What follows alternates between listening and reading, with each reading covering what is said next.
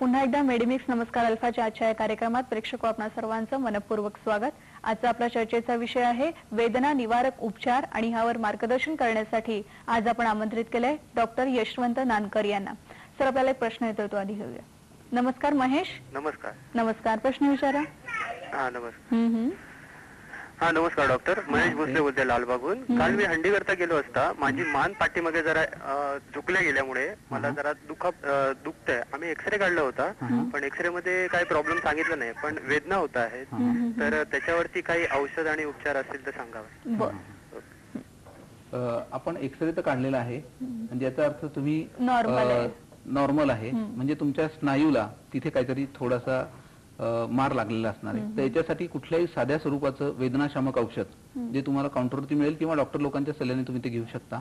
2-3 दिवस ते घेतल्यानंतर तोपर्यंत जसा तुमचा तो स्नायू दुरुस्त होईल तसे तुमच्या वेदना आपोआप थांबतील। आता मानेचा सर विषय निघालाय तर स्पॉन्डिलायटिस वगैरे असे मानेचे आणखीन वेगवेगळे प्रकार आहेत, अनेक वेदना आहेत याचे मानेच्या, तर या संदर्भात तुम्ही कशा प्रकारे उपचार पद्धती करता आणि कुठल्या कुठल्या वेदनांवर मानेच्या संदर्भात उपचार केले जातात त्याविषयी सविस्तर बोलूया। बऱ्याच वेळा मानेच्या वेदना ह्या आजूबाजू स्पॉन्डिलोसिस जसं तुम्ही म्हणला की मणक्याचा प्रॉब्लेम त्याच्यामुळे असतात, त्याच्यासाठीचे उपाय तर चालू असतात पण कधी कधी काही पेशंटला या वेदना आजूबाजूचे जे मसल्स असतात तर त्याच्यामुळे ते असू शकतात। तर अशा वेळेला ते स्नायू तपासून आपण जर त्याच्यामध्ये काही प्रॉब्लेम असला त्याला आम्ही ट्रिगर पॉइंट असं आमच्या भाषेत म्हणतो।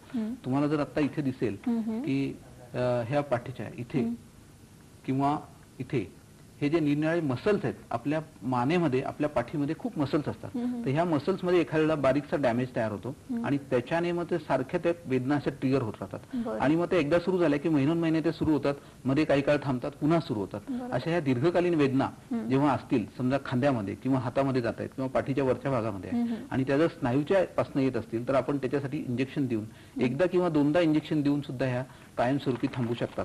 त्याच्यासाठीचं जे इंजेक्शन आहे त्याला आम्ही ट्रिगर पॉइंट ब्लॉक असं म्हणतो।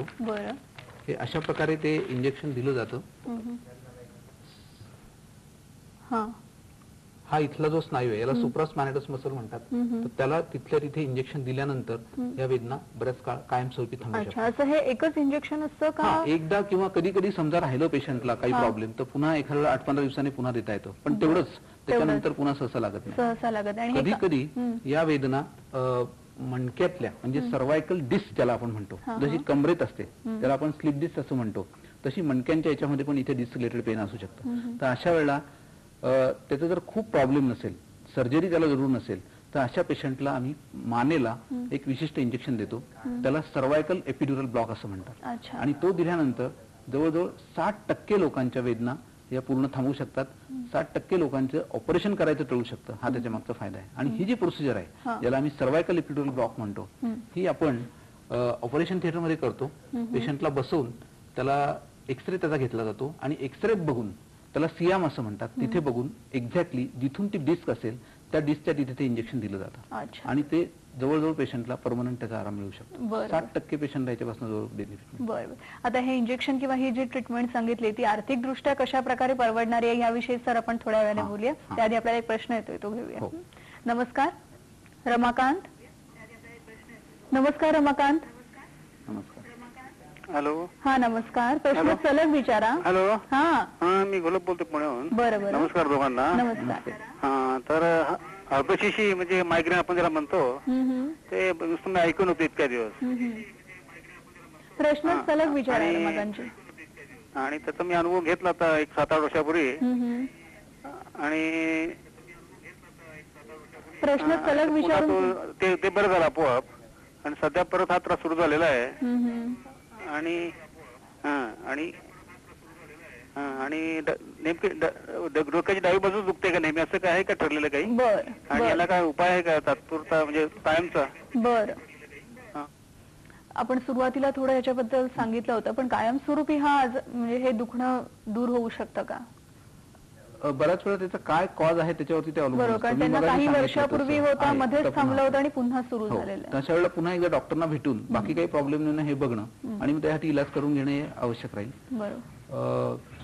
त्यासाठीचं पुन्हा का होतंय त्याचं इन्व्हेस्टिगेशन त्यांनी करून घ्यायला पाहिजे. बरोबर. आता मगाशी पण महेशचा एक फोन आला होता की जो दहीहंडीच्या याला काल पडला आणि हे झालं, त्यासाठी तुम्ही उपचार पद्धती सांगितली. पण बरं, पुण्याला तुमचं आता हे केंद्र आहे, तर मुंबईमध्ये याचं काही कुठे आहे का, की कुठे ट्रीटमेंट किंवा उपचार पद्धती हे घेऊ शकतात हो. का तुमच्याकडेच यायला हवं? हो. नाही, मुंबईमध्ये पण असे केंद्र आहेत. मुंबईला मुंबई हॉस्पिटल, बॉम्बे हॉस्पिटलला अच्छा. तिथे एक केंद्र आहे. तसंच हिंदुजा हॉस्पिटलमध्ये पण आहे. अच्छा. आणखीन गव्हर्नमेंटचे जे hospital, medical college, Tata cancer hospital, अशा सेंटर्समध्ये विविध वेदनांवरती इलाज केले जातात. बरोबर. आणि दुसरं म्हणजे आर्थिक दृष्ट्या हे इंजेक्शन म्हणा किंवा काय, हे किती परवडण्यासारखे? आर्थिक दृष्ट्या बघितलं तर हे खूपच परवडण्यासारखे असतात.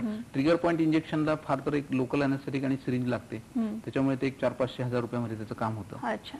हे जे इंजेक्शन मी सर्वायकल एपिड्युरल म्हटलं, याच्यासाठी आपल्याला ऑपरेशन थिएटर लागतं आणि सीएमची फॅसिलिटी लागते. अच्छा. तर याच्यासाठी सुद्धा एक साधारणतः 3-4 हजारामध्ये याची किंमत होते. म्हणजे आपण हे जर सर्जरीशी जर कम्पेअर केलं, म्हणजे लागणाऱ्या ऑपरेशन आणि त्याच्या खर्चाशी कम्पेअर केलं, तर हे कितीतरी कॉस्ट अगदी अगदी अगदी. बरं सर, याच्या पुढचा प्रश्न आपल्या स्टुडिओतल्या टीव्ही सेटवरून येतोय, पाहूया आणि ऐकू. नमस्कार, मी शीतल देशपांडे कोल्हापूरहून बोलतोय. आपल्या थेरपीबद्दल आम्ही पेपरमधून किंवा इतरातून बरेच वेळा ऐकलेलं आहे, परंतु आपली ही पद्धती नेमकी काय आहे व ह्या पद्धतीचा फक्त कळ किंवा पेन्स कमी करण्यासाठीच उपयोग होतो का इतर सर्व रोगांवर या पद्धतीचा वापर होतो का, आणि हा उपयोग हा इतर पद्धतीप्रमाणे लगेच उपयोग होतो का आता औषध चालू केलं किंवा तुमची वापर चालू केल्यानंतर बऱ्याच काळानंतर याचा उपयोग दिसायला लागतो? अतिशय चांगला प्रश्न विचारलेला आहे. या पद्धतीचा जसं तुम्ही म्हटलं की कळ कमी करण्यासाठी उपयोग होतो का, त्याच्यासाठी तर होतोच, पण त्याच्याबरोबर याच्यासाठी काही इतरही उपयोग आहेत. तो आजार कायमस्वरूपी दुरुस्त होण्यासाठी पण उपयोग होतो. मी तुम्हाला एक्झाम्पल देतो. बऱ्याच वेळा हातामध्ये किंवा पायामध्ये रक्तपुरवठा कमी झाल्यामुळे त्या पेशंटला वेदना होतात. हळूहळू तेव्हा लक्ष दिलं गेलं नाही तर तो आजार वाढत जातो आणि हळूहळू त्या हाताचे किंवा पायाचे बोट गँग्रीन होऊन ते खराब होऊ शकतात.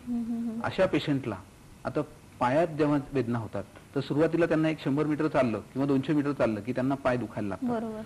त्याला आम्ही क्लॉडिकेशन डिस्टन्स म्हणतो आणि हळूहळू हे डिस्टन्स कमी कमी होत जातं. तर त्या स्टेजला जर आपण ही ट्रीटमेंट केली तर त्यांचं हे डिस्टन्स तर वाढतं, चांगल्या प्रकारे ते चालू शकतात. आणि हे जे पुढचे जे कॉम्प्लिकेशन्स आहेत, गँग्रीन होणं किंवा कधी कधी या पेशंटला अँप्युटेशन सुद्धा लागू शकतं, हात पाय तोडावा लागू शकतो, तर ते सगळं आपलं टळू शकतं. तर हा त्याचा एक क्युरेटिव्ह भाग झाला. तसंच काही पँक्रेटायटिसचे आजार आहेत की त्याच्यासाठी सुद्धा एक सीलिएक ब्लॉक म्हणून आम्ही देतो. अशा वेळेला त्या पेशंटला तो आजार बरा करण्यासाठी त्याचा उपयोग होतो. मुख्यत्वे याच्याने होतं काय की एकदा पेशंटच्या पेन्स कमी झाल्या, वेदना कमी झाल्या की त्याचे बाकीचे उपाय त्याला चांगले करता येतात, त्याची झोप सुधारते, त्याचं ओव्हरऑल हेल्थ इम्प्रूव्ह होते आणि मग तो बरा होऊ शकतो. बरोबर. आणखीन त्यांनी एक विचारलं होतं की उपचार पद्धतीमध्ये हळूहळू याचा परिणाम दिसू लागतो की पेन किलर घेतल्यावर कसं काही वेळाने पूर्ण वेदना बंद होतात? बरोबर आहे, अतिशय महत्वाचा प्रश्न आहे. आपण जेव्हा हाताच्या किंवा पायाच्या रक्तपुरवठा कमी झाल्यामुळे ज्या वेदना होतात अशा पेशंटला तर ड्रॉप दिल्या दिल्या इमिजिएट लगेच आपल्याला त्याचा इफेक्ट दिसायला लागतो. पेशंटला आम्ही इंजेक्शन देत असतानाच पेशंट सांगतो की आता माझ्या पायामध्ये जिवंतपणा मला वाटतोय, गरम त्याचा फील त्याला यायला लागतो, पाय त्याची हालचाल सुरू होते आणि मग हळूहळू over a period of time 1, 2, 3, 4 महिन्यामध्ये ते पूर्ण त्याचं इम्प्रूव्ह होऊन त्याला तो चांगला पाय मिळू शकतो. तसंच हातासाठी सुद्धा आहे. अच्छा. प्रेक्षक, आपली चर्चा आपण अशीच पुढे चालू ठेवणार आहोत. 1600221010 या क्रमांकावर संपर्कात राहा. भेटूया या